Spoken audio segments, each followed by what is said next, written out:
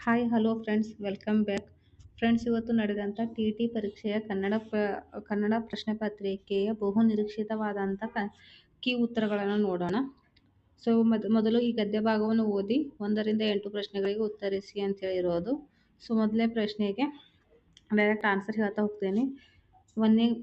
ಒಂದನೇದು ಆನ್ಸರು ರಂಗನ ಮದುವೆ, ಎರಡನೇದು ಶ್ರೀನಿವಾಸ, ನೆಕ್ಸ್ಟ್ ಮೂರನೆಯದು ಸಂಗೀತಗಾರನ ಜೀವನ, ನೆಕ್ಸ್ಟು ತಮಿಳು ಭಾಷೆಗೆ, ನೆಕ್ಸ್ಟು ಐದನೇದು ದೆಹಲಿ ಸಾಹಿತ್ಯ ಅಕಾಡೆಮಿ ಪ್ರಶಸ್ತಿ, ಆರನೇದು 1920, ನೆಕ್ಸ್ಟ್ ಏಳನೇದು ಚುಟುಕು ಬ್ರಹ್ಮ, ಎಂಟನೇದು ಎಣ್ಸಂಧಿ, ನೆಕ್ಸ್ಟ್ ಒಂಬತ್ತನೇದು ಮತ್ತೆ ಈ ಪದ್ಯ ಭಾಗವನ್ನು ಓದಿಕೊಂಡು 9 ರಿಂದ 15 ಪ್ರಶ್ನೆಗಳಿಗೆ ಉತ್ತರಿಸಬೇಕಾಗುತ್ತೆ.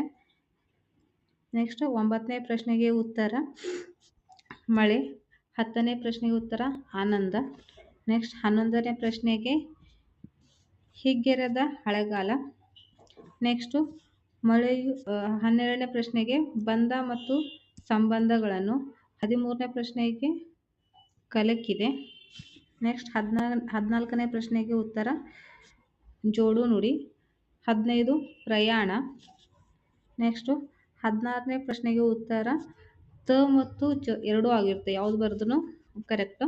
17ನೇ ಪ್ರಶ್ನೆಗೆ ಉತ್ತರ 34, 18ನೇದಕ್ಕೆ ಆದೇಶ ಸಂಧಿ, ನೆಕ್ಸ್ಟ್ 19ನೇದು ಅಷ್ಟೈಶ್ವರ್ಯ,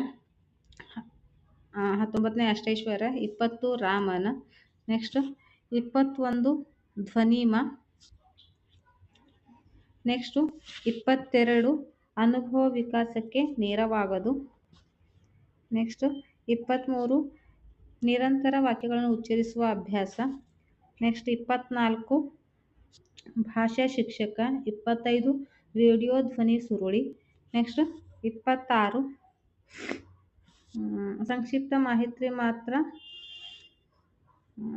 26 ಉತ್ತಮ ಸಂವಹನ ಕೌಶಲ್ಯ ಒದಗಿಸುವುದು, 27 ನಕಲು ಮಾಡುವ ಸಾಧ್ಯತೆ ಇದೆ, ನೆಕ್ಸ್ಟ್ 28 ವಿವರಿಸಿ ಬರೆಯುವ ಪರೀಕ್ಷೆ, 29 ಸ್ಮರಣ ಶಕ್ತಿ ಕಡಿಮೆ ಇರುತ್ತದೆ, 30 ನಿರಂತರ ಸಮಗ್ರ ಮೌಲ್ಯಮಾಪನ.